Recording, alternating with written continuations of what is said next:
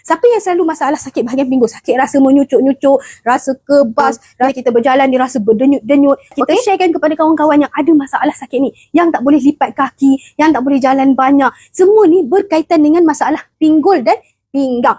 Okey, kita pergi ke on the way yang kita cakap tadi. Kita punya seluar dalam, jalan seluar dalam, ataupun kita punya kain seluar dalam tu kan, yang last tu kan, kat bahagian sini. So dia bahagian sini adalah satu teknik. Okey, kat sini kita macam mana nak dapat?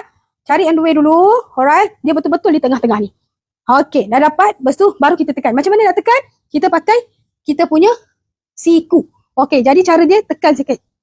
Okey, masa kita tekan ni, kita akan rasa denyut. Nyut. Itu orang yang ada masalah sakit pinggul, sakit pinggang dan sakit sciatica. Alright, jadi tak payah kita pusing-pusing. Kita hanya tekan, lepas. Nampak? Tekan, and then lepas tengok. Bila kita tekan di point yang betul, bila kita tekan sahaja dia boleh denyut. Nyut. Macam tu. Boleh rasa. Alright. Lepas tu, sayang-sayang dia balik. Tepuk dia balik. Jadi, kalau rasa nak urut, boleh datang ke SK Wellness berhadapan dengan My Day Merah Ipoh Perak, bersebelahan dengan Nasi Kandar di Naina. Okay.